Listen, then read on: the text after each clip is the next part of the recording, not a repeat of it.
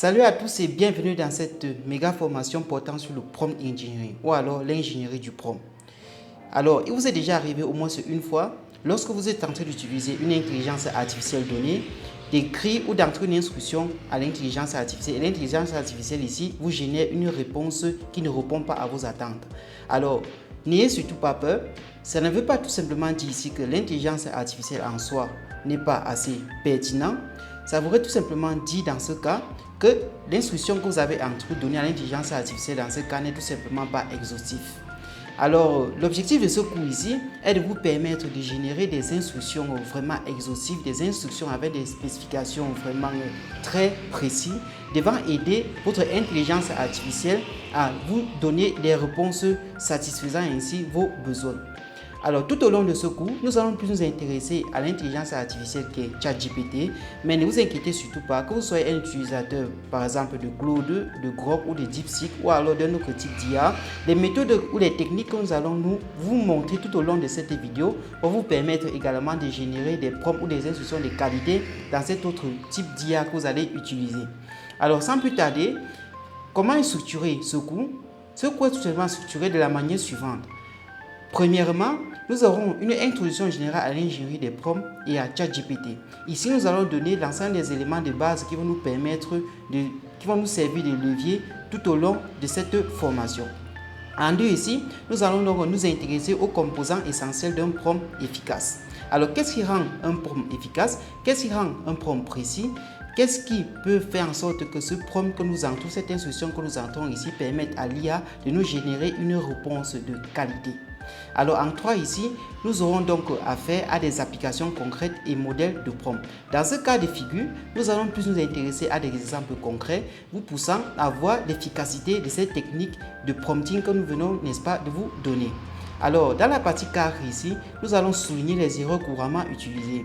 Alors ici, lorsque vous entrez des prompts ou bien des instructions à une IA particulière, vous avez tendance d'avoir certains petits erreurs ou bien de faire certains petits erreurs qui vont pousser votre IA dans ce cas à ne pas vous générer une réponse de qualité. Alors dans cette rubrique, nous allons passer en revue l'ensemble de ces erreurs couramment utilisées. Et enfin, dans la partie 5 ici, nous allons, n'est-ce pas, vous introduire à certaines techniques avancées de prompting. Alors, comment rendre votre prompt la plus performante possible ou le plus performant possible? Alors, nous allons voir l'ensemble de ces techniques complémentaires dans cette dernière partie. Alors, si vous êtes intéressé par davantage de cours portant, n'est-ce pas, sur le prompt engineering ou bien pour tout autre domaine de la tech, je vous invite donc à vous rendre sur cette plateforme qui est la plateforme Rouya e-learning, n'est-ce pas, pour entrer en position de façon gratuite de ces cours-là. J'aimerais également souligner que si vous êtes vendeur ou bien si vous êtes par exemple enseignant ou alors un écrivain ou alors un producteur de contenu instructif, c'est-à-dire ici des vidéos, des tutoriels, vous pouvez également les vendre sur ces plateformes. Alors ici, vous avez par exemple certains cours gratuits qui sont disponibles actuellement sur cette plateforme et juste là, vous avez également certains cours payants ici qui sont disponibles sur cette plateforme. Alors ne vous inquiétez pas, l'avantage de cette plateforme c'est que lorsque vous recherchez un cours, si un cours n'est pas disponible sur cette plateforme, alors vous avez également un agent d'IA ici qui va vous permettre donc de générer automatiquement au moins une certaine portion ou certaines notions portant, n'est-ce pas, sur le cours dont vous avez besoin. Alors sur ce, on va donc se retrouver de l'autre côté pour le début de cette merveilleuse aventure dans l'univers passionnant du prompt engineering ou alors l'ingénierie des prompts. On se retrouve de l'autre côté pour cette grande formation. Dans cette partie introductive, nous allons commencer par définir ce que c'est que le prompt engineering. Avant toute chose, le prompt engineering est une discipline qui vise à concevoir, structurer et optimiser des prompts ou instructions pour guider le comportement d'un modèle d'intelligence artificielle afin d'obtenir des résultats fiables, pertinents et exploitables. Je tiens à rappeler ici que l'ensemble de ces concepts ou techniques utilisés dans le domaine du prompt engineering sont applicables lors de l'utilisation des LLM tels que ChatGPT. La qualité d'un prompt ici, ou ancrer tout simplement un prompt dans un LLM ou une IA, n'est pas suffisante ici. Le prompt doit être très bien structuré, très bien détaillé, afin de permettre à l'IA de comprendre exactement votre demande. Alors, ces techniques de prompting sont davantage utilisées dans les domaines tels que la création des contenus, l'automatisation des tâches, ainsi que la résolution de n'importe quel autre type de problème. Alors, écrire tout simplement une instruction ou demander une instruction à une IA ne consiste pas tout simplement à entrer un simple message, mais ça consiste également à entrer un message assez pertinent, assez précis, permettant ainsi à l'IA de mieux résoudre ou bien de mieux satisfaire vos besoins. C'est quoi au juste un prompt? Un prompt est tout simplement une question ou une consigne qu'on donne à une IA pour lui dire exactement quoi faire et comment le faire. De plus en plus dans les industries et dans tous les différents types de business qui sont de plus en plus développés dans nos différentes sociétés dans le monde, les compétences en termes de rédaction de prompts de qualité sont fortement recherchées. Alors, comme on le disait tantôt, plus votre prompt est pertinent, détaillé et bien structuré, plus vous aurez une réponse qui va satisfaire vos besoins, c'est-à-dire dans ce cas une réponse bien meilleure. Supposons dans un cas de figure que vous soyez par exemple un ingénieur et que vous souhaitez expliquer le béton armé à une personne lambda. Alors, en termes de pauvre type de prompt, vous aurez quelque chose comme ceci. Donc là, vous écrivez juste explique-moi ou bien explique le béton armé. Et vous constaterez, d'après cette image que vous avez à l'écran, une réponse assez pauvre également. Donc le béton armé est un matériau de construction qui combine le béton en parenthèse résistance à la compression et les armatures en acier afin de supporter efficacement les charges dans une structure. Donc, vous avez donc une réponse qui n'est pas assez exhaustive, donc qui ne donne pas assez d'informations sur ce que c'est que le béton en réalité. Alors, juste à droite, vous avez un exemple de prompt de qualité, c'est-à-dire un prompt bien structuré et bien orienté. Alors ici, vous avez donc vos questions. Tu es un ingénieur en génie civil. Explique le béton armé à un étudiant débutant avec une définition claire, les composants, un exemple d'application et un résumé final en 5 lignes. Donc là, vous avez donné une direction à votre question en fait. Vous avez donné des spécifications qui vont permettre à l'IA dans ce cas de vous générer cette réponse de qualité que vous voyez juste là présent à l'écran. Donc là, vous avez une structuration pour cette réponse. Commencez par une définition simple. Donc là, vous définissez le béton. Ensuite, vous donnez les composantes du béton. Par la suite, vous donnez un exemple d'application. Cela va permettre à cette personne de mieux comprendre ce que c'est que le Python par rapport à la réponse fournie par le premier prompt que vous avez entré précédemment. Maintenant, nous allons nous mouvoir vers la définition de ChatGPT et de GPT en lui-même. Tout d'abord, c'est quoi au juste ChatGPT? Alors, ChatGPT est tout simplement une implémentation conversationnelle d'un modèle GPT utilisant une architecture transformer pour prédire token par token la suite la plus probable d'un texte en fonction du contexte fourni. Alors, dans cette définition, il y a deux mots techniques majeurs que nous devons mettre en exergue dans ce coup. Nous avons ici GPT premièrement et par la suite nous avons token. Alors c'est quoi un token? Lorsque vous donnez une phrase à une IA, alors par défaut, cette IA va tout simplement subdiviser cette phrase-là en morceaux, étudier chaque morceau de cette phrase-là. Et chaque morceau de cette phrase que vous avez donné à une IA qu'on va appeler dans ce cas un token. Et en ce qui concerne GPT en lui-même, cette définition de ChatGPT va prendre tout son sens lorsque nous aurons compris ce que c'est qu'effectivement GPT. Alors, en termes de signification ici, GPT signifie tout simplement Generative Pre-trained Transformer. Alors, c'est en anglais ici. Donc, un transformeur génératif pré-entraîné. Si on veut voir, c'est là où la traduction mot à mot.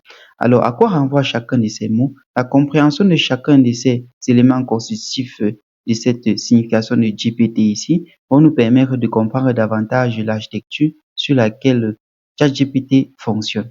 Alors, nous allons commencer premièrement ici par génératif.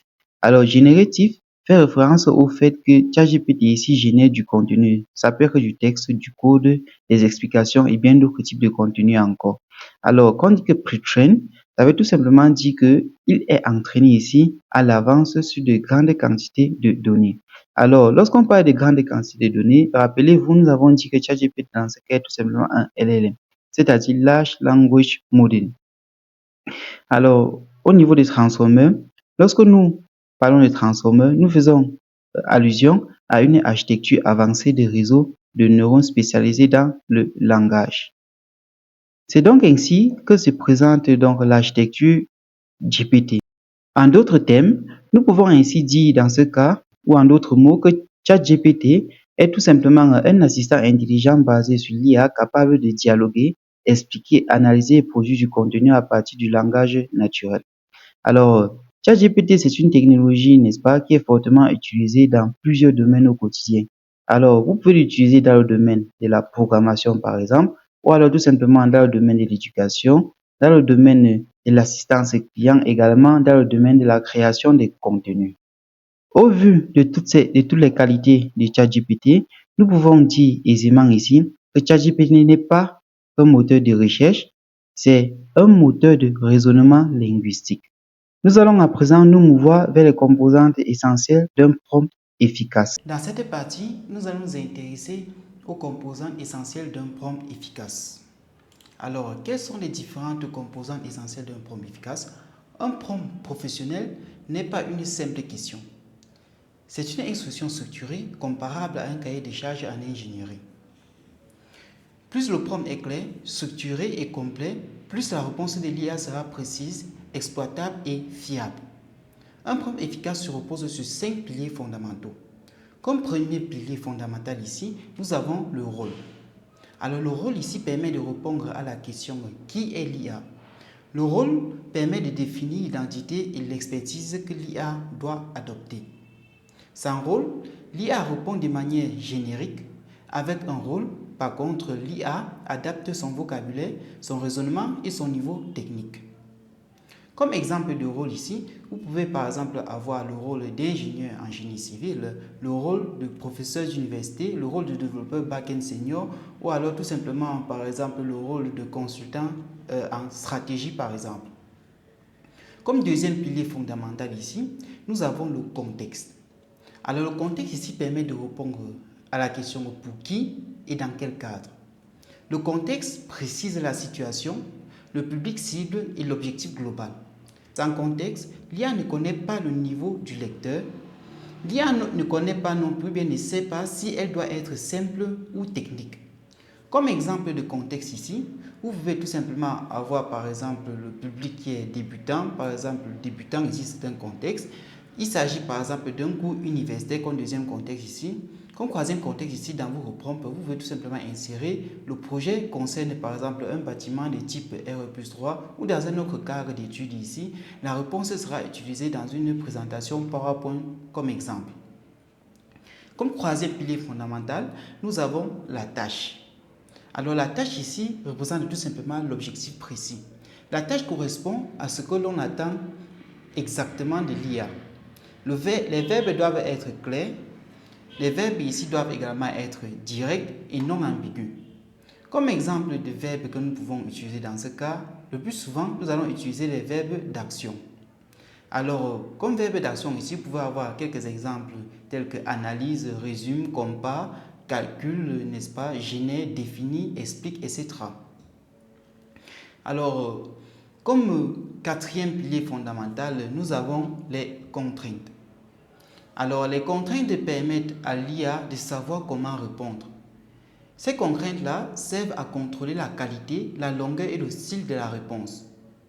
Comme type de contrainte possible, par exemple, vous pouvez avoir la longueur, par exemple, ici. Vous pouvez choisir 200 mots, 30 paragraphes, 3 paragraphes, cela dépendra de vous.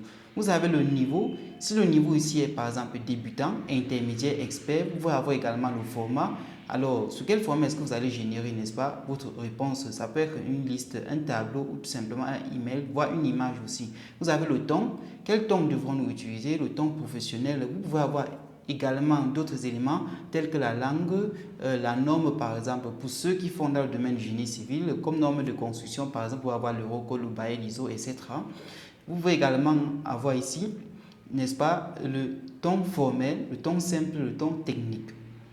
Alors, comme dernier pilier fondamental, vous avez le format de sortie. Alors, cela permet, n'est-ce pas, de vous montrer comment, ou bien vous devez indiquer comment présenter le résultat. Le format indique la forme finale de la réponse ainsi. Sans format, l'IA choisit librement, or qu'avec format, la réponse devient directement exploitable. Comme exemple de format, vous pouvez tout simplement avoir par exemple des listes à puces, des tableaux, des étapes numérotées, des codes, des résumés structurés, des questionnaires, également des images pour certains types d'IA. Pour mieux illustrer la pertinence de l'ensemble de ces composantes essentielles ici, nous allons prendre un cas d'étude. Il s'agit ici de la rédaction d'un email de signalement de non-conformité grave à un entrepreneur de génie civil par exemple. Alors, dans ce cas de figure, supposez ici que vous êtes un ingénieur de contrôle de qualité représentant le maître d'ouvrage sur un chantier de construction d'un tunnel routier en milieu urbain par exemple. Ici, vous devez rédiger un email de signalement d'une non-conformité grave à un entrepreneur de génie civil. Comment ainsi rédiger un email directement utilisable avec un bon niveau de fermeté et une bonne structure juridico-technique? Alors, c'est ce que nous allons voir ici. Nous allons donc procéder par une petite étude comparative entre deux qualités de prompt, un prompt pauvre ici et un prompt vraiment de très haute qualité. Comme nous l'avons dit tout au début de cette vidéo, nous allons utiliser ici l'IA qui est ChatGPT. Comme prompt de basse qualité pour la résolution de nos problèmes, une personne lambda qui est novice dans l'utilisation, n'est-ce pas, de ces IA viendra et pourra écrire quelque chose comme par exemple rédige, disons que rédige un email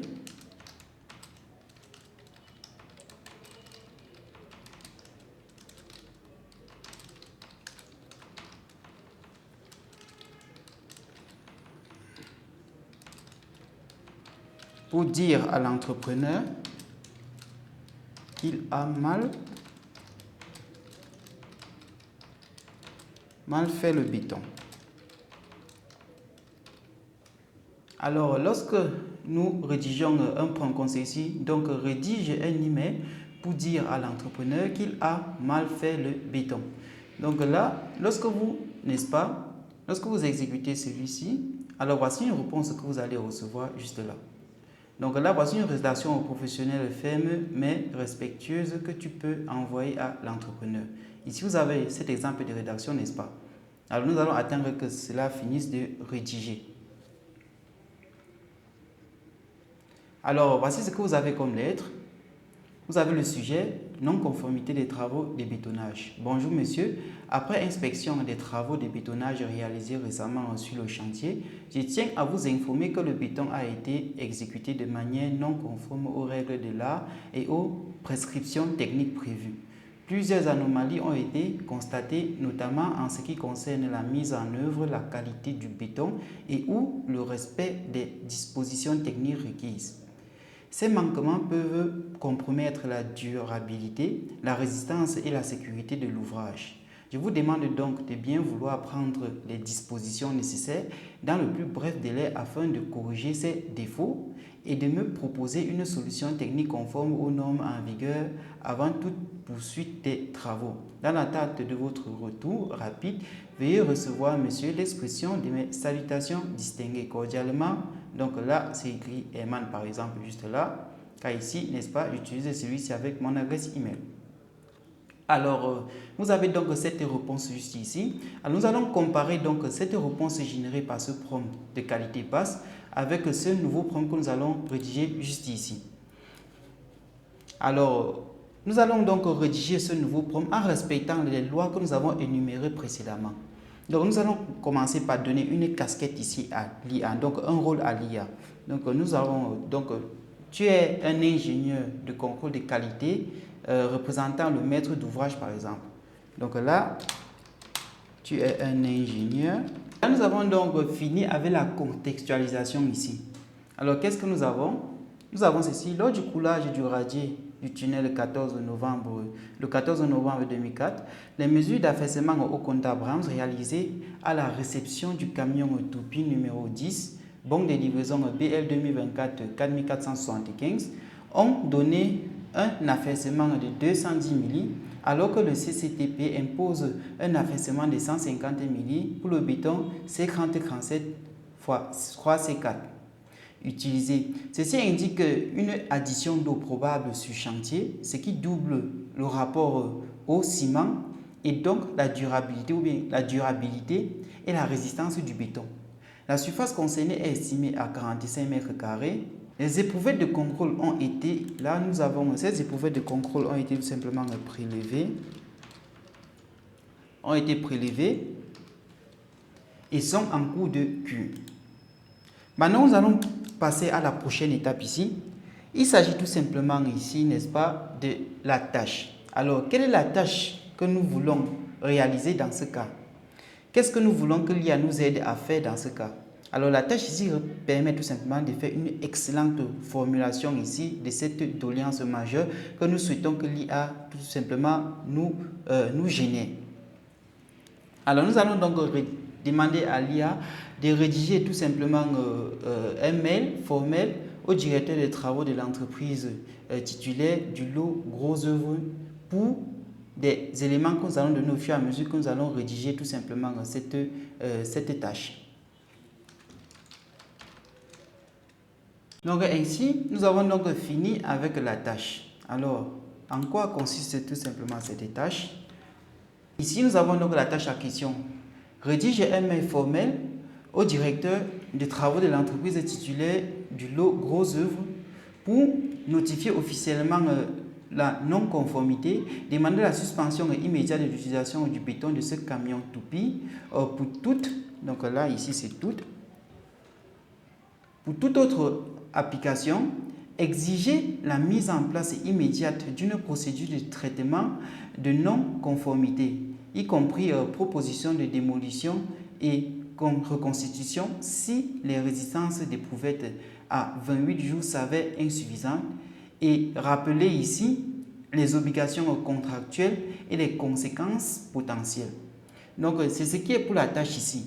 Maintenant nous allons donc veiller à ce que le prochain pilier ici soit tout simplement respecté. Il s'agit ici du format. Alors, sur quel format aimerions-nous que tout simplement ce travail soit tout simplement fait? Alors, nous allons rédiger le bloc d'instructions nous permettant d'avoir un format de qualité dans ce cas.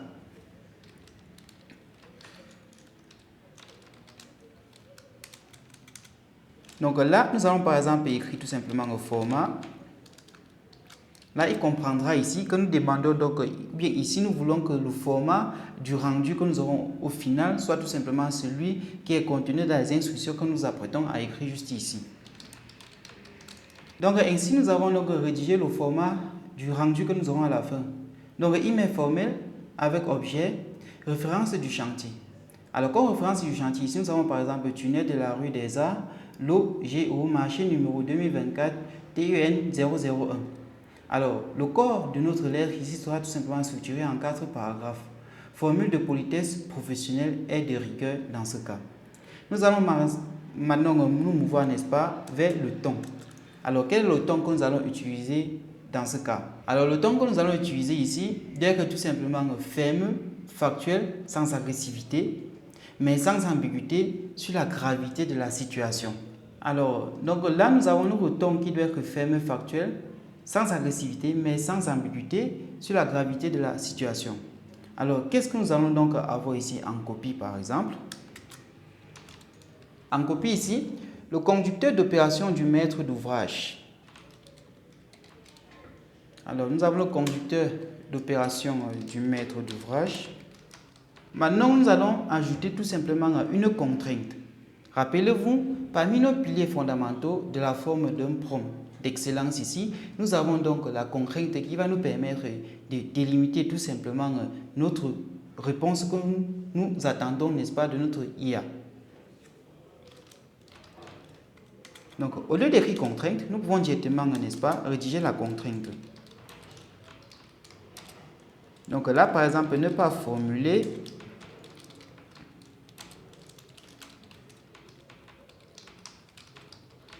d'accusation explicite, disons d'intention frauduleuse,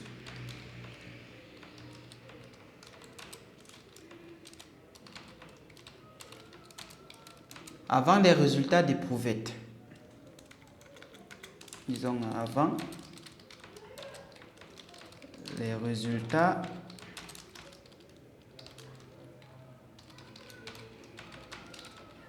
résultats d'éprouvettes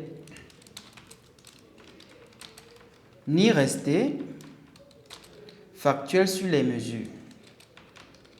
Donc là, ni rester factuel sur les mesures.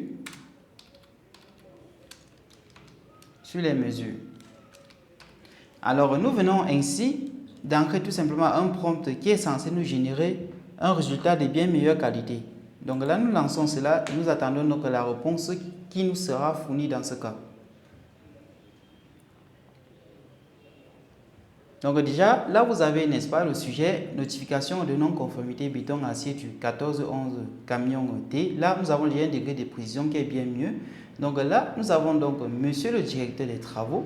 Dans le cadre de notre mission de contrôle qualité pour le compte du maître d'ouvrage ou du maître d'œuvre sur le chantier tunnel de la rue des Arts, le gros œuvre marché numéro 2024 TUN 001, nous vous informons qu'une non-conformité a été constatée lors du coulage du radier du tunnel en date du 14 novembre 2024. Les mesures d'affaissement au cône d'Abrams réalisées à la réception du camion Toupie numéro 10 BL 2024 4475, là c'est le bon de commande, ont mis en évidence une valeur de 210 mm alors que le CCTP impose un affaissement maximal de 150 mm pour le béton C3037, classe d'exposition X. Nous allons à présent nous intéresser à des applications concrètes et des modèles de prompt. Nous allons explorer 6 grandes familles d'applications avec leur modèle de prompt optimisé, plus précisément dans le domaine du génie civil et de la tech dans ce cas. Alors, dans ces domaines-là, nous avons donc ces 6 domaines d'application concrètes. Comme premier domaine, nous avons la rédaction de documents techniques. Ensuite, nous avons un autre domaine tel que l'analyse et vérification technique, les formations et transmission de savoir. Nous avons également des innovations et résolution de problèmes complexes. Et enfin, nous allons nous intéresser à la gestion de projets et coordination. En ce qui concerne ce premier domaine qui est la rédaction de documents techniques, dans le domaine du génie civil et de la tech, par exemple, ici, nous avons 2 modèles de prompt majeurs que sur lesquels nous allons plus nous attarder dans cette formation. Il s'agit ici premièrement de modèles de prompt pour procédure d'exécution en génie civil. Alors, voici un modèle de prompt que vous pouvez utiliser, n'est-ce pas, pour mener à bien ce procédé. Tu es un ingénieur travaux senior spécialisé en, vous donnez donc le type de travaux, rédige une procédure d'exécution pour un type d'opération spécifique dans le contexte suivant. Là, vous allez décrire, n'est-ce pas, votre projet, les conditions de chantier, des matériaux. Et ensuite, la procédure doit couvrir les conditions préalables. Donc, inspection avant démarrage, matériel et matériaux nécessaires, qualification du personnel, le déroulement pas à pas de l'opération avec le contrôle intermédiaire à chaque étape, les points d'arrêt et points critiques qui nécessitent une validation avant de continuer, les tolérances acceptables et les actions correctives si un contrôle est hors tolérance. Alors, le format ici, vous pouvez générer tout simplement cela sous forme de document technique structuré avec titre numéroté, tableau de contrôle et liste de points d'arrêt mis en évidence. Alors, en ce qui concerne les références normatives, là, vous allez tout simplement donner l'ensemble des normes applicables dans ce contexte. Vous pouvez tout simplement, donc, vous, en tant qu'acteur du génie civil, utiliser ce prompt, n'est-ce pas, comme un prompt de référence ici pour le modèle de prompt de procédure d'exécution. Alors, comme deuxième modèle ici, nous avons donc les modèles de prompt pour les spécifications fonctionnelles dans le domaine de la tech. Alors ici, nous disons que tu es un analyste fonctionnel senior avec une expertise en système d'information pour le secteur des infrastructures. Rédige une spécification fonctionnelle détaillée pour le module, là vous donnez le nom du module, d'un système de description, là vous donnez la description du système en question. Le contexte métier est le suivant.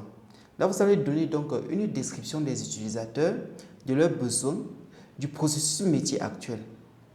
La spécification doit inclure la description du périmètre fonctionnel et des acteurs, les user stories au format en tant que rôle.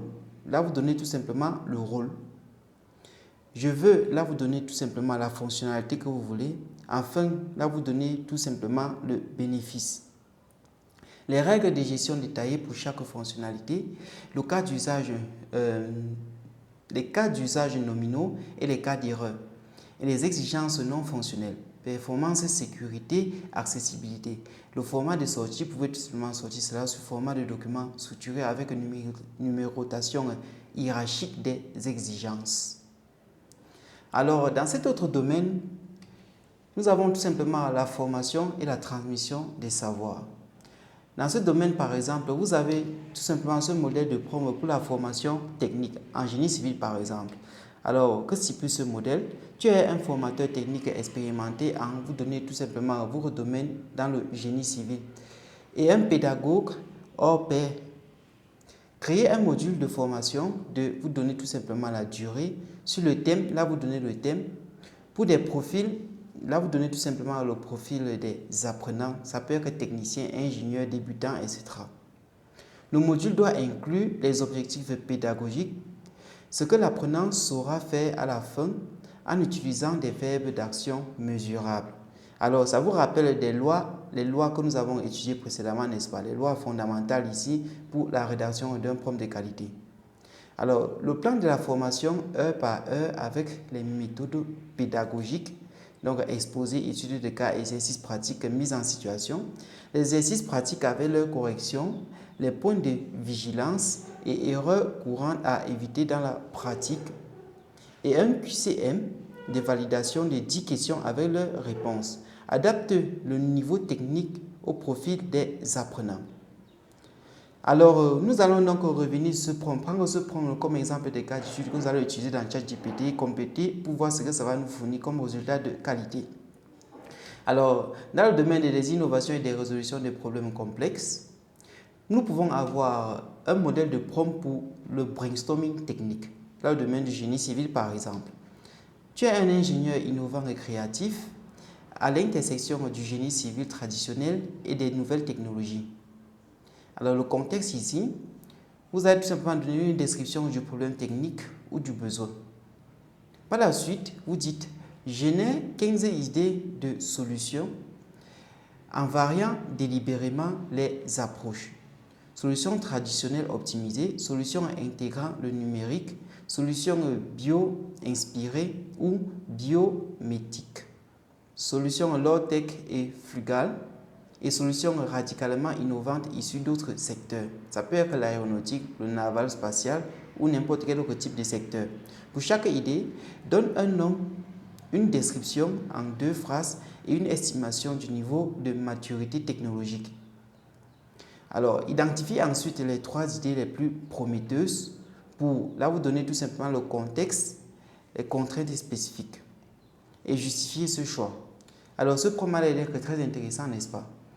Ne vous inquiétez pas, nous allons tout simplement tester leur efficacité d'ici peu.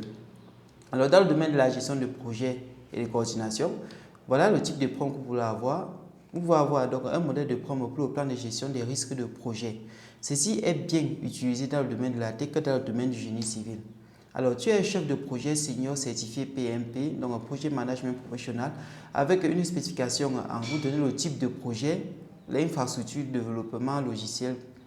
Je vais te décrire mon projet. Là, vous donnez la description du projet et ensuite vous demandez à l'IA de créer un plan de gestion des risques comprenant l'identification de 15 à 20 risques pertinents classés par catégorie. Alors, là, nous avons les catégories. Comme catégorie, nous avons la technique, l'organisationnel, externe, financier.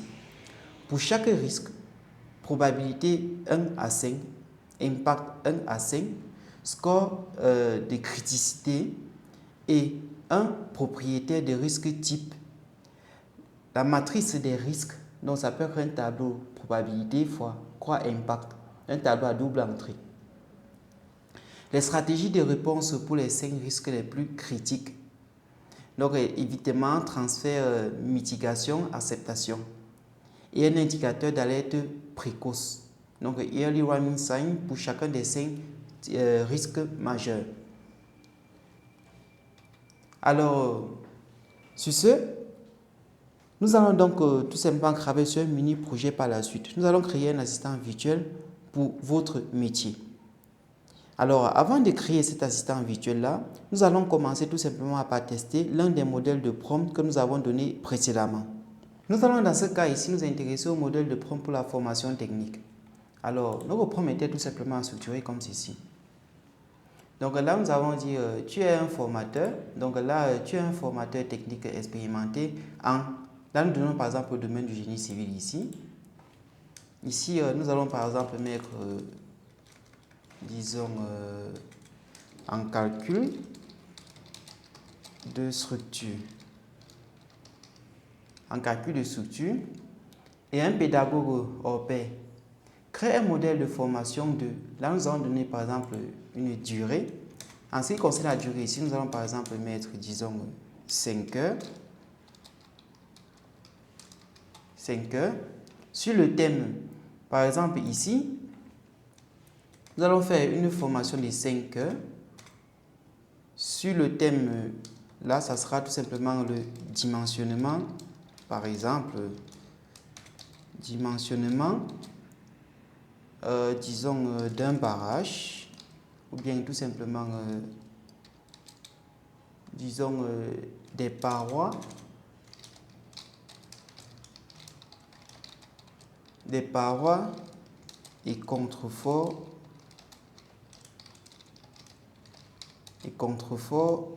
d'un barrage hydroélectrique. Disons tout simplement d'un barrage. Là, vous aidez tout simplement le profil. Disons que dans ce cas, ce sera pour les ingénieurs débutants. Donc, nous allons choisir par exemple ce profil comme ceci. Donc là, nous copions.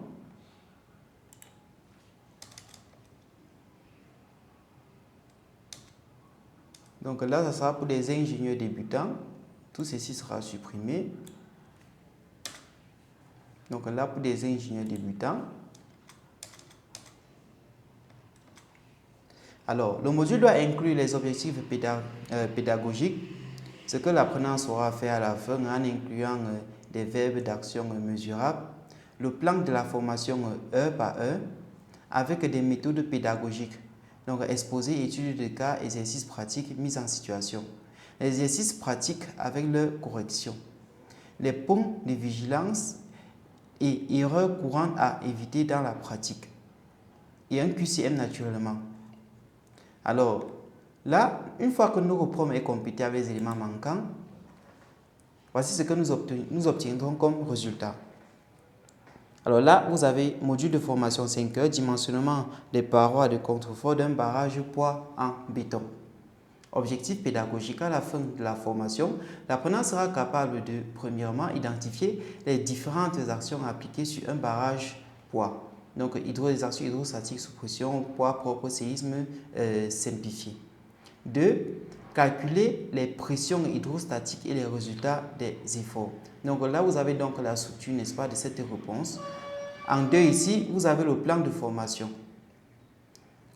Ici, vous avez donc heure, introduction et base de la mécanique. Alors, voici le contenu, n'est-ce pas, de ce que vous allez faire pendant la première heure. Vous avez la typologie des barrages. Ici, barrage poids, barrage à contrefort, barrage voûte, etc. Hypothèse simplificatrice. Donc là, vous avez les actions: pression hydrostatique, poids propre, sous pression, effet thermique, notion d'action sismique simplifiée. Au cours de la deuxième heure, voilà les éléments que vous apprenez ici. Vous avez, par exemple, vous apprendrez à calculer tout simplement la pression hydrostatique, les résultantes, etc.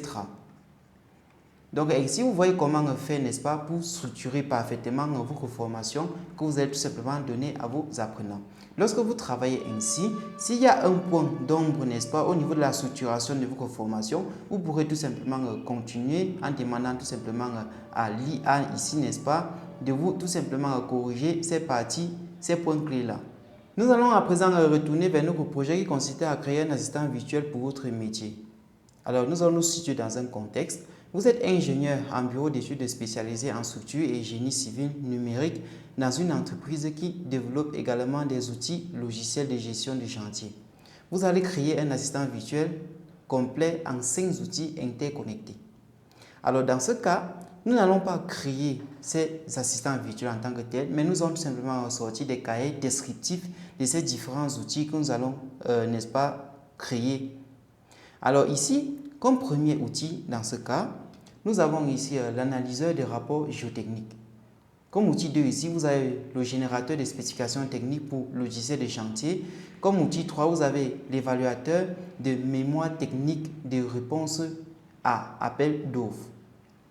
Comme outil 4, ici, vous avez le rédacteur des rapports d'inspection d'ouvrage. Et comme outil 5, vous avez le créateur de plans de test pour logiciel de monitoring. Dans le cadre de l'outil 1, qui était tout simplement l'analyseur des rapports géotechniques, nous avons donc apprêté un prompt de qualité qui va vous permettre ici, n'est-ce pas, d'avoir une documentation d'un cas spécifique dans ce cadre d'étude. Donc juste là, vous avez ce prompt que vous avez à l'écran. Donc ici, qu'est-ce que ça nous dit? Tu es un ingénieur géotechnicien expert, habitué à travailler en interface avec ingénieurs structure dans les bureaux d'études pluridisciplinaires. Donc, je vais te décrire les conclusions principales d'un rapport géotechnique G2AVP pour un projet de bâtiment industriel. Voici les données. Nature du sol, alternance de remblais sur 2 mètres, puis limon argileux jusqu'à 7 mètres, puis sable fin en moyenne de densité moyenne jusqu'à 18 mètres, puis substratum calcaire. Niveau des nappes phréatiques à 4 mètres de profondeur, variable de 3 mètres à 5,5 mètres selon la saison. Essai en place, nous avons le SPT entre 8 et 15 coups par essai en place, nous avons le SPT entre 8 et 15 coups dans les sables. Nous avons pressiomètre, le module EM 8 mégapascal. Donc là, nous sommes dans le limon et 25 mégapascal dans les sables. Contrainte admissible recommandée par le géotechnicien 150 kPa. Alors ici, n'est-ce pas, vous avez donc ce prompt comme vous voyez juste là à l'écran. Nous avons 150 kPa à 8 mètres, 80 kPa à moins 4 mètres dans le cas du sable peu dense en haut.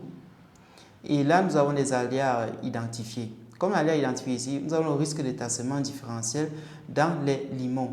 Risque de liquéfaction des sables peu denses en zone sismique. Donc, à partir de ces données, produit, n'est-ce pas, une fiche de synthèse structurée en 5 parties. Au niveau de la première partie, vous avez la stratification synthétique. Donc, résume le coût de sol de manière compréhensible pour un ingénieur structure non géotechnicien. En 2, vous avez les paramètres clés pour la conception des fondations. Donc ici, nous demandons tout simplement de lister les paramètres les plus importants à retenir avec leurs valeurs. Par la suite, vous avez la contrainte ou bien les contraintes et aléas à prendre en compte. Donc, identifiez les points de vigilance pour la conception. En 4, vous avez tout simplement les implications pour le choix du type de fondation. Discute l'adéquation de fondations superficielles VS contre ici les fondations profondes dans ce contexte. Question à poser aux géotechniciens pour compléter le rapport si nécessaire. Donc ici, comme format ici, vous aurez donc simplement, les sections seront titrées et nous aurons tout simplement des tableaux pour les paramètres. Longueur totale environ 500 mots. Contrainte ici, signale clairement si tu fais des hypothèses non fondées sur les données fournies. Alors, je rappelle une fois de plus que ces formats et ces contraintes-là vont nous permettre d'avoir tout simplement un rendu de qualité selon l'ensemble des critères que nous avons eu à étudier précédemment. Et c'est-à-dire ici les lois fondamentales de conception d'un prompt de qualité qui d'ailleurs sont scrupuleusement respectées dans ce prompt. Alors, lorsque nous exécutons cela, voici ce que nous allons obtenir donc comme résultat. Vous avez exactement la présentation selon la description que nous avons fournie dans notre prompt. Vous voyez que notre prompt était assez précis, n'est-ce pas? Vous avez les spécifications synthétiques. Vous avez coupe simplifiée du terrain. Donc là, nous avons du terrain naturel vers la profondeur. Ici, nous avons un tableau récapitulatif descriptif de cette coupe-là. Là, vous avez par exemple la nappe phréatique, niveau moyen vers moins 4 mètres, etc. Donc ainsi, n'est-ce pas, vous avez le résultat que nous pouvons obtenir grâce à ce prompt de qualité que nous venons de fournir. Ce résultat est assez explicite, n'est-ce pas? Donc vous voyez donc l'intérêt de concevoir vos prompts en utilisant tout simplement les techniques de prompting que nous avons étudiées précédemment. Alors en ce qui concerne les autres outils, je vous invite donc à faire la même chose ici, n'est-ce pas, dans votre machine, et là vous apprécierez les résultats. Alors ne vous inquiétez surtout pas, nous allons mettre à votre disposition, n'est-ce pas, un fichier Word dans lequel vous aurez tout simplement l'ensemble de ces outils-là. Donc vous avez par exemple le prompt ici pour l'outil 1 qui est l'analyseur dans ce cas-ci, qui est l'analyseur, n'est-ce pas, des rapports géotechniques. Et vous aurez également ici, n'est-ce pas, les prompts pour les différents outils. Pour l'outil 2, le générateur des spécifications techniques pour logiciels de chantier. Vous aurez également le prompt ici pour l'outil 3 et etc. Donc vous aurez tout simplement ce document, n'est-ce pas, le lien de téléchargement gratuit de ce document en description. Cela vous aidera ici, n'est-ce pas, à avoir certains prompts de qualité et à avoir également des prompts vous permettant de mener à bien notre exercice d'application. Donc sur ce, on va se retrouver donc de l'autre côté pour la suite de ce tuto. Dans cette partie, nous allons nous intéresser à présent aux différentes erreurs ou aux erreurs courantes de prompting. Les 10 erreurs les plus et leurs corrections. Donc il s'agit ici tout simplement des 10 erreurs les plus répandues. Les erreurs de prompting ont des patterns reconnaissables dans tous les métiers. Dans le génie civil et la tech, elles sont des conséquences particulièrement visibles car les domaines sont très techniques dans ce cas et les exigences de précision sont élevées. Comme première erreur ici, nous avons l'un des problèmes les plus triades. Il s'agit ici tout simplement du prompt trop vague. Dans les métiers techniques, cette erreur est particulièrement néfaste. Les modèles de connaissances par votre contexte spécifique, normes locales, conditions des sites par exemple ici, des contraintes contractuelles, etc. Et sans ces informations, ils produisent généralement des résultats inutilisables. Comme exemple, dans le génie civil, par exemple, de prompt trop vague ici, lorsque vous allez dans ChatGPT, par exemple, et vous tapez quelque chose comme « Comment dimensionner une poutre ?» Comment dimensionner? Alors, lorsque vous tapez quelque chose comme ceci, comment dimensionner une poutre sans donner aucune spécification, aucune précision? Alors là, vous avez affaire, n'est-ce pas, à un prompt qui est tout simplement très vague. Alors là, à un prompt vague, l'IA va tout simplement vous générer un résultat qui ne sera pas vraiment précis. Alors là, voici ce que vous avez. Dimensionner une poutre consiste à déterminer les dimensions, largeur, hauteur et son armature ou profil pour qu'elle résiste aux charges sur rupture ni déformation excessive. Alors là, ça vous génère, n'est-ce pas, une méthode simplifiée. Définition de données de base, il faut connaître ici la portée, la charge ici, etc., le type de poutre, les conditions d'appui. Par la suite, vous calculez la charge totale, calculez le moment infléchissant. Donc là, ça vous donne la méthode générale de dimensionnement, n'est-ce pas, d'une poutre. Mais là, vous voyez que ça ne spécifie pas exactement la norme que vous allez utiliser. Car, rappelez-vous, lorsque vous effectuez des dimensionnements, par exemple, dans le domaine du génie, si vous faites selon certaines normes spécifiques, selon que vous trouvez, n'est-ce pas, dans un lieu géographique avec ses propres normes ou alors dans un autre lieu ou situation géographique. Alors, comparons par exemple ce prompt, n'est-ce pas, avec le prompt suivant. Donc, au lieu de dire, par exemple, comment dimensionner une poutre tout simplement, nous allons tout simplement dire dans ce cas des figures. Donc, juste là, tu es un ingénieur structure spécialisé en charpente métallique. En phase de prédimensionnement, donne-moi les règles empiriques et les ratios couramment utilisés pour estimer la hauteur d'une poutre principale en IPE sous charge repartie de plancher dans un bâtiment à usage de bureau pour une portée de 8 mètres. Précise pour quelles charges et conditions d'appui ces ratios sont valables et leurs limites d'application. Donc là, vous voyez que vous venez de générer donc un prompt professionnel dans ce cas qui donne des détails techniques et des détails d'ordre logistique ou bien juridique en termes de normes bien sûr pour pouvoir, n'est-ce pas, produire un résultat de qualité. Donc là, lorsque nous, n'est-ce pas, exécutons celui-ci, voici ce que nous avons. Alors, qu'est-ce que ça nous dit premièrement? Ça nous dit très bien, on se place en phase de prédimensionnement, sans justification, en état limite ultime ou état limite de service détaillé. Pour une poutre principale en IPE, donc là, ça donne déjà le type de matériau qui est utilisé ici. Nous sommes en IPE, portée L égale à 8 mètres, support des planchers, donc les données que nous avons entrées précédemment. Là, voilà les hypothèses implicites des règles empiriques.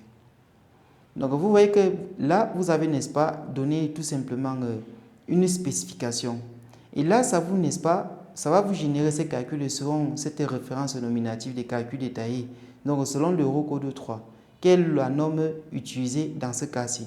Car vous avez demandé, n'est-ce pas, lorsque vous entrez votre problème, de spécifier tout simplement ces éléments-là, de sorte que vous puissiez utiliser ce résultat de façon précise, dans un contexte précis ou bien dans une zone précise, en respectant naturellement les normes en vigueur dans la zone en question. Donc ainsi, vous voyez donc cette première erreur qui est couramment commise par la plupart des utilisateurs de ces IA. Comme deuxième erreur ici, nous avons le manque de contexte normatif et réglementaire. Alors, c'est une erreur très spécifique aux métiers techniques réglementés, comme le génie civil par exemple. Donc les normes, les codes et les règlements varient selon les pays, les secteurs et les époques naturellement.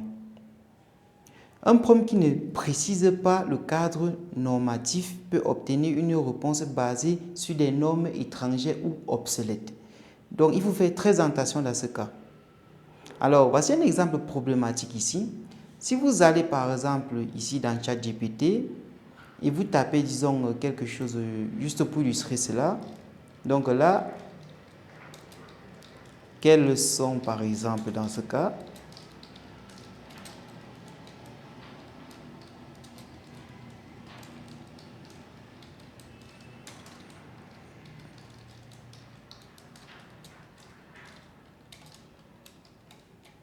Donc, quels sont les critères de vérification au feu d'un plancher béton?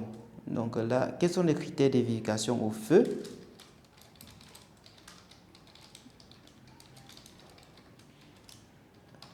D'un plancher béton. Alors, là, vous verrez que vous aurez tout simplement, n'est-ce pas, une réponse ici qui sera basée naturellement sur l'Eurocode dans ce cas. Donc, ça a choisi une norme lambda, mais supposez par exemple que vous soyez en train d'utiliser le British Standard, par exemple, ou bien le BS. Dans ce cas-là, vous verrez que vous êtes en train d'utiliser une mauvaise norme selon le type de norme que vous voulez utiliser et selon votre situation géographique. Là, vous êtes en train d'avoir une réponse basée sur l'Eurocode 2. Tout simplement parce que dans votre prompt, vous n'avez pas spécifié exactement le type de norme que l'IA devrait utiliser, n'est-ce pas, pour mener cette analyse ou bien cette investigation. Alors, pour apporter donc une correction ici, vous devez, n'est-ce pas, préciser systématiquement le cadre normatif. Par exemple, là, ici, par exemple, vous avez utilisé l'Eurocode, n'est-ce pas, sans que vous n'ayez demandé cela dans vos prompts. Alors, si nous entrons, par exemple, quelque chose comme ceci, donc, disons quelque chose comme ceci, par exemple. Alors là, selon l'Eurocode 2, partie 1.2, et son annexe nationale française NF, EN 1992-1-2-NA, pour un bâtiment à usage de bureau classé ERP type W, exigence de résistance au feu R60. Alors, lorsque vous entrez par exemple ici, comme ceci, alors ici sont des spécifications. Donc, pour mieux compléter ce problème-là, nous venons tout juste ici au début, juste là. Donc là, nous allons corriger ce problème, il n'est pas complet. Alors, vous allez venir à ce niveau. Rappelez-vous et reposez la même question au début. Par exemple, là, disons quels sont les critères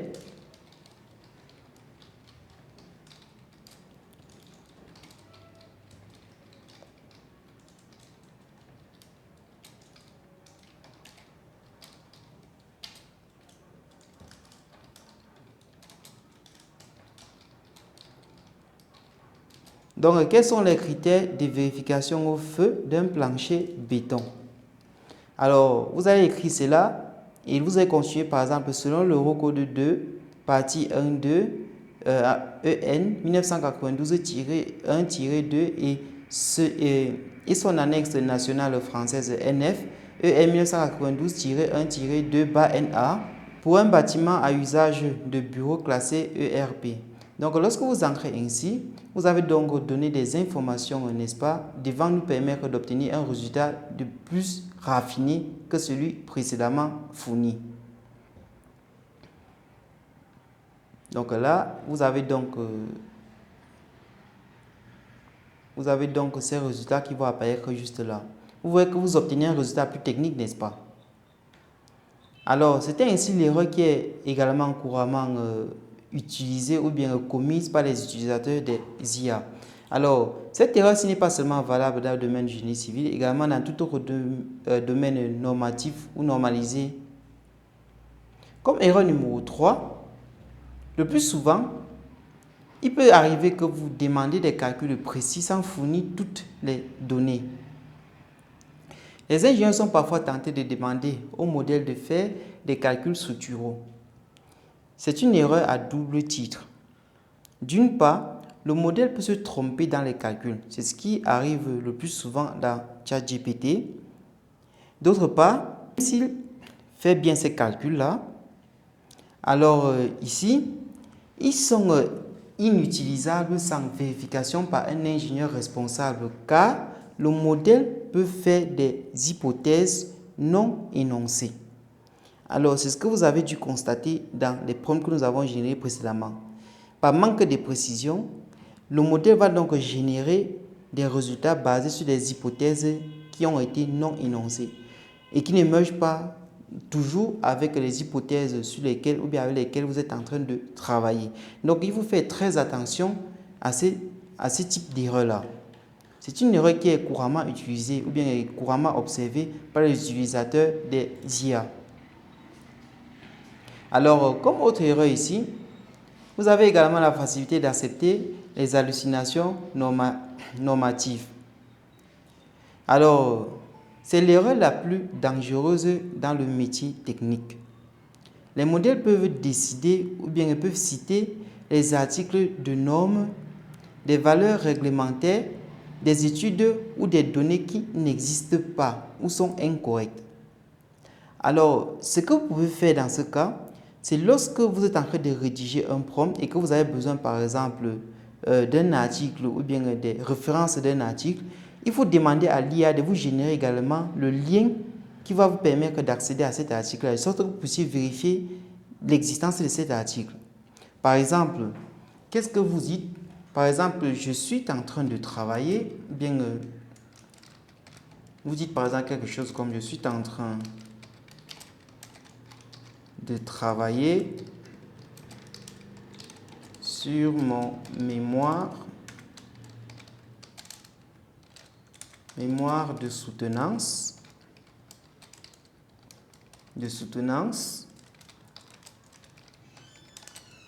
qui porte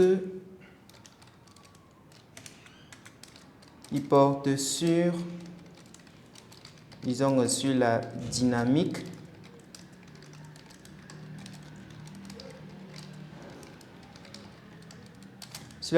des structures en génie civil.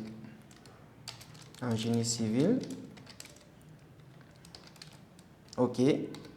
Alors, vous pouvez par exemple demander de donner, donc donne-moi le lien, bien donne-moi, n'est-ce pas, un article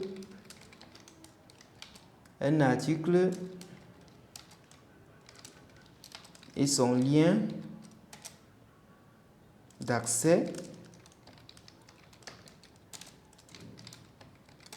qui parle des concepts, disons des concepts du domaine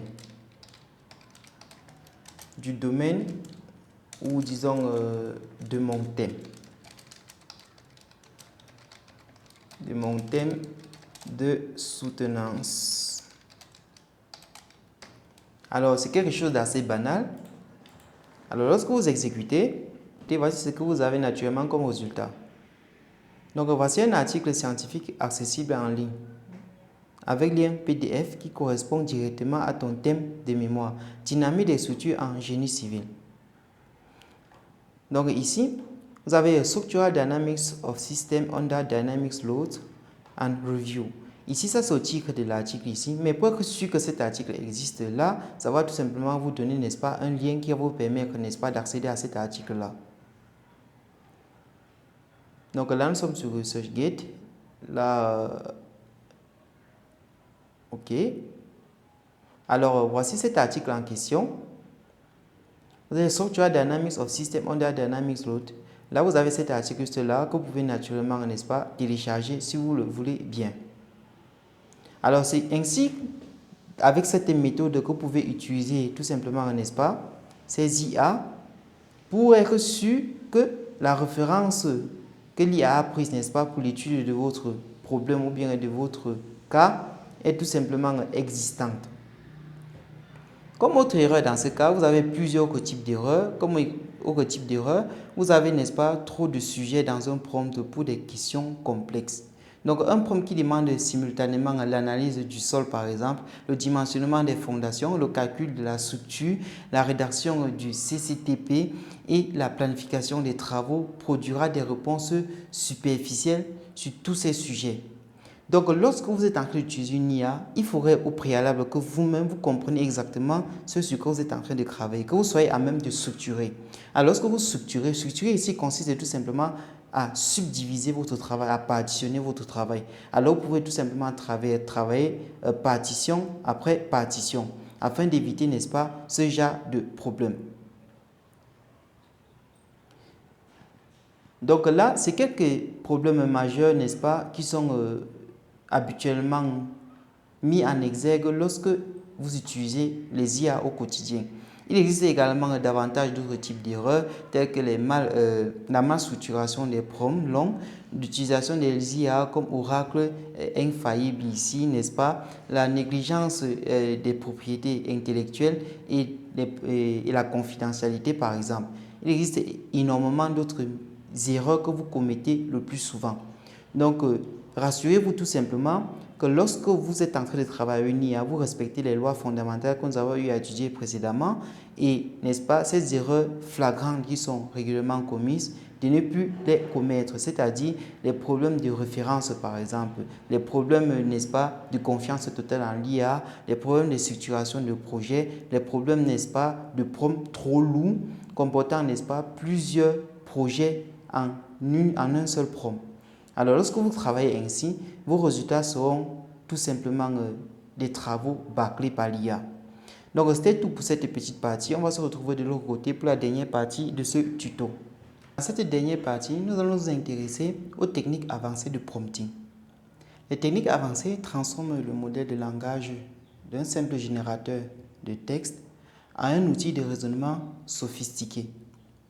Dans le génie civil et la tech, elles permettent d'aborder des problèmes d'une complexité qui serait ingérable avec des prompts simples. Nous couvrons ainsi 8 techniques majeures dans le domaine du prompting. Ces techniques sont les suivantes. Nous avons le raisonnement pas à pas. Nous avons l'apprentissage par l'exemple. Nous avons les personnages complexes et les simulations, la décomposition, le méta-prompting, le prompting conditionnel et le devil's advocate. Nous allons ainsi donner pas à pas comment se structure l'ensemble de ces différentes techniques, leurs avantages et le cadre d'utilisation. Nous allons commencer ici par les personnages complexes et simulations. Les personnages complexes vont au-delà du simple « tu es un expert en » que nous avons tendance à utiliser. Ils définissent une identité professionnelle complète avec ses références, ses expériences, ses biais et sa manière de raisonner. Nous allons donc procéder à une petite application dans le cadre du génie civil. Donc, considérons par exemple ce prompt que vous voyez juste là. Donc, il s'agit ici tout simplement de la simulation de commission de validation. Donc là, qu'est-ce que nous disons? Simule une réunion de validation technique entre 3 experts. Un ingénieur structure conservateur qui priorise la sécurité et préfère les solutions éprouvées. Un architecte qui défend la valeur esthétique et fonctionnelle de sa conception. Et un économiste de la construction focalisé sur les coûts et les délais. Les 3 experts débattent de la solution de couverture d'une salle omnisport de 50 x 30 mètres. La proposition initiale est une charpente métallique en treillis. Simule 3 tours de parole pour chacun, puis conclut avec un consensus ou un arbitrage motivé. Alors, vous voyez donc ce à quoi ressemble la simulation de commission de validation grâce donc à cette méthode de role-play ou alors de persona complexe et simulation. Donc là, lorsque nous exécutons tout simplement ce prompt, voici ce que nous obtenons comme résultat. Donc nous avons une petite simulation de ce débat, par exemple. Tout 1, présentation des positions initiales. Donc là, nous avons l'ingénieur de structure qui est le conservateur. Alors, qu'est-ce qu'il dit? Une charpente métallique en treillis est une solution classique et fiable, mais pour une portée de 50 mètres, je m'inquiète. Une charpente métallique en treillis est une solution classique et fiable, mais pour une portée de 50 mètres, je m'inquiète de la flèche et des charges de neige et de vent. Nous devons nous assurer que les sections sont suffisamment dimensionnées et que les assemblages sont robustes. Je préfère une conception éprouvée, éventuellement avec des fermes treillis renforcées ou un recours à des poutres en lamellé collé si cela augmente la sécurité. Alors, autour de l'architecte ici, qui penche plus pour l'esthétique et la fonctionnalité. La structure en treillis offre un aspect léger et ouvert, laissant passer la lumière et créant une identité visuelle forte pour la salle.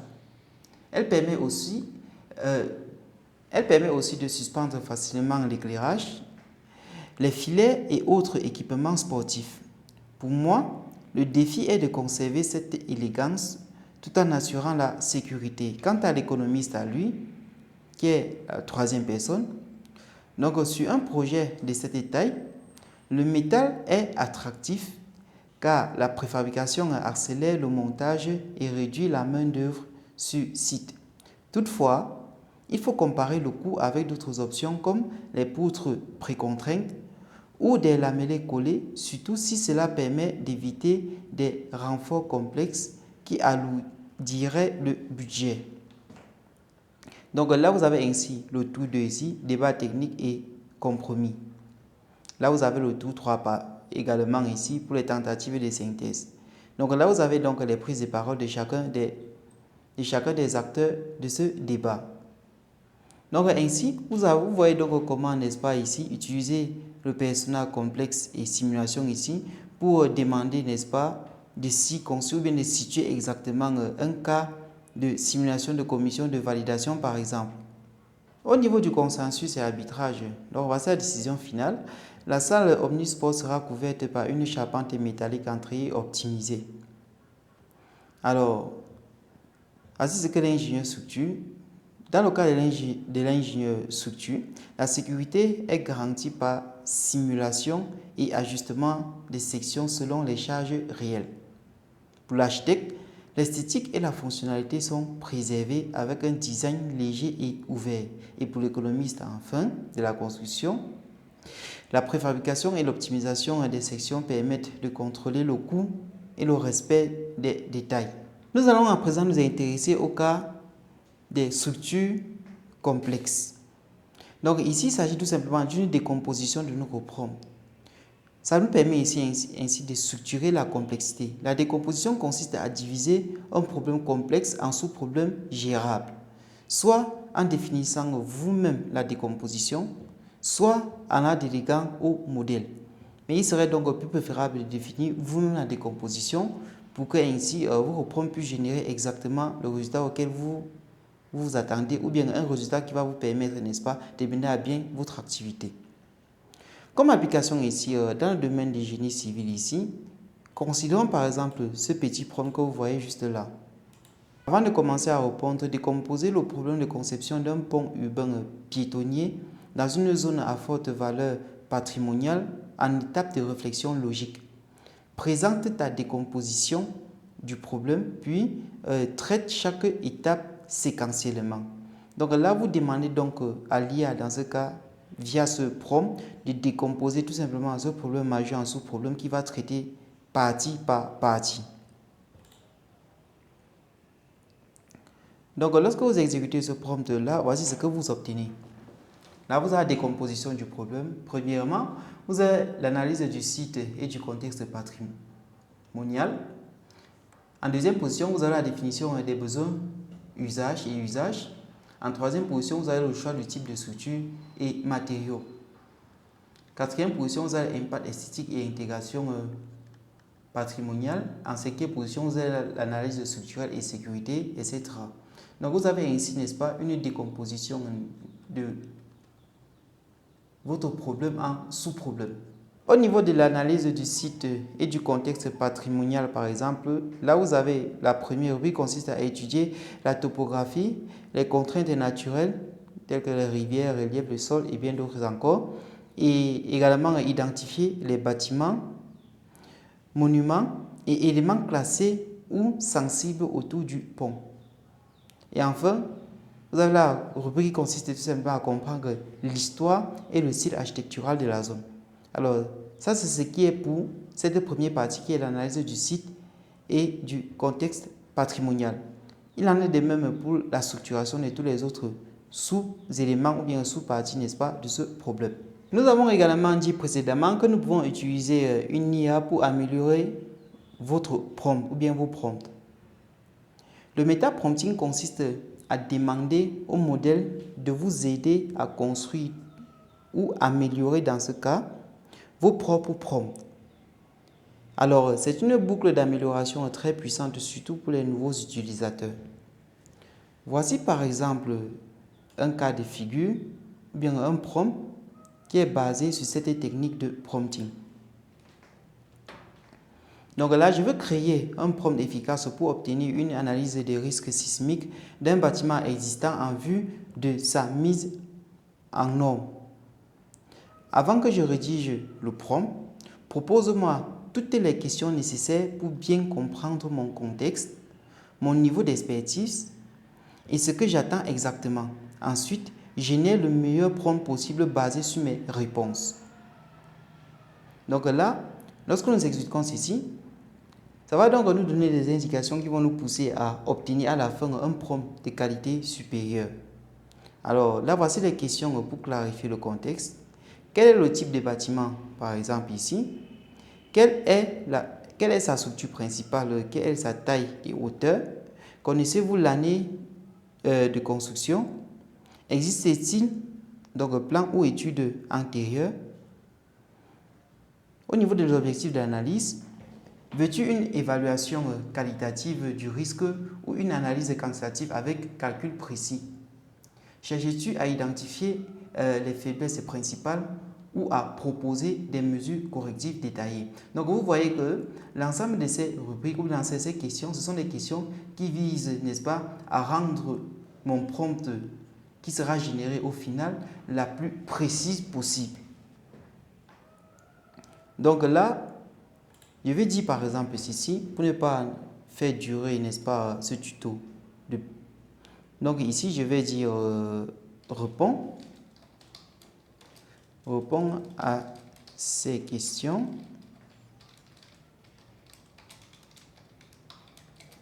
À ma place, disons à ma place, sachant que je me trouve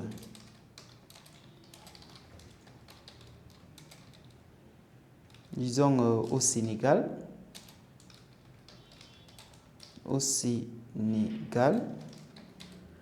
plus précisément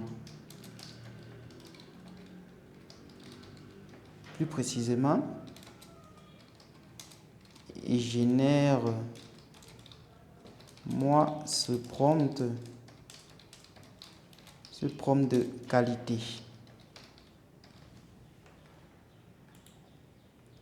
Alors, lorsque nous écrivons ceci,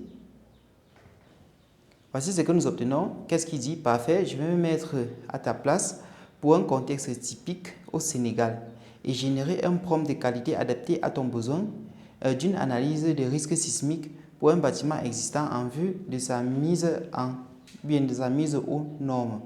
Voici comment je répondrai aux questions. Donc là, vous avez les réponses aux questions. Type, par exemple, le bâtiment, nous avons affaire à un bâtiment public administratif, structure béton armé classique, etc. Donc là, vous avez les différentes réponses, n'est-ce pas, aux différentes questions qui étaient posées. Et là, voici par exemple le prompt qui a été généré juste là. Alors, qu'est-ce qu'il dit? Je souhaite réaliser une analyse de risque sismique pour un bâtiment existant situé au Sénégal. Plus précisément, donc là, vous mettez la ville, puisque c'est un prompt qui a été généré ici, afin de le mettre aux normes sismiques actuelles. Le bâtiment est un immeuble public en béton armé de 3 étages, construit en 1995 avec des plans architecturaux disponibles. Fournit une analyse structurée et détaillée comprenant 1. Un diagnostic général de la structure existante et des matériaux utilisés. En 2. L'identification des vulnérabilités principales face au séisme. Charge sismique typique pour le Sénégal, zone critique, type de défaut structurel. En 3, des mesures correctives ou renforcement possibles avec leur faisabilité et impact minimal sur l'occupation du bâtiment. En 4, des recommandations pour mise aux normes, un lien avec les normes locales et Eurocode applicables, tout en considérant le coût et les délais. Présente la réponse de manière technique mais compréhensible avec des tableaux ou schémas systématiques ou synthétiques si nécessaire. Assure-toi que l'approche soit pratique pour un ingénieur ou technicien intermédiaire travaillant au Sénégal et inclut les contraintes locales, le contexte patrimonial et la sécurité des occupants. Donc vous voyez ici que ça vient de vous générer tout simplement un prompt d'excellente qualité qui, n'est-ce pas, englobe naturellement toutes les lois fondamentales d'écriture d'un prompt de qualité que nous avons vu tout au début de ce tuto. Donc vous voyez que vous pouvez donc ainsi utiliser l'IA pour vous-même optimiser votre prompt et obtenir à la fin, n'est-ce pas, un prompt de qualité vraiment exceptionnel. Alors, nous avons également parlé du prompting conditionnel.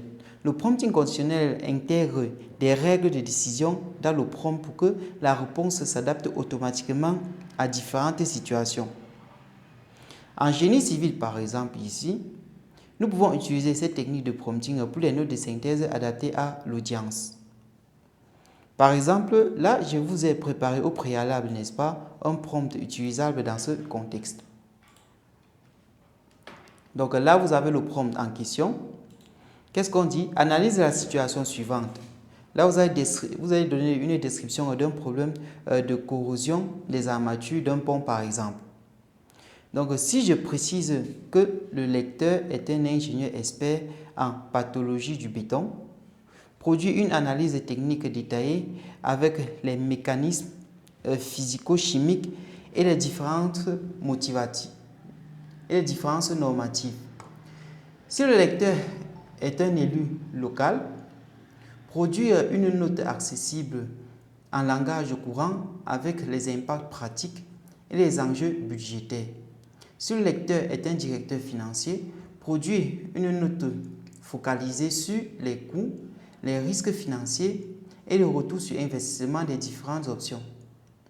Dans notre cas, le lecteur est un, donc là vous allez préciser. Donc ici, vous avez donc ce prompt dans ce cas. Ici, nous avons par exemple dit que le lecteur ici, c'est tout simplement un élu local. Un élu local, comme ceci. Donc là, ça va nous produire tout simplement cette note sur la corrosion des armatures du pont pour un élu local. Donc vous voyez comment cela se structure, n'est-ce pas? Vous avez premièrement, vous avez le constat, ensuite vous avez les impacts pratiques, ensuite vous avez les options d'action et enjeux budgétaires. exactement comme décrit dans le prompt. Là, vous avez les recommandations. Vous avez, n'est-ce pas, le message clé, qui est tout simplement la corrosion des armatures n'est pas encore critique, mais doit être prise au sérieux. Une action rapide et planifiée permet de protéger les usages et de limiter les coûts. Retarder l'intervention augmentera le risque et les dépenses futures. Donc ici, vous avez donc ces résultats qui apparaissent tout simplement là à l'écran suite à vos prompts que vous avez générés.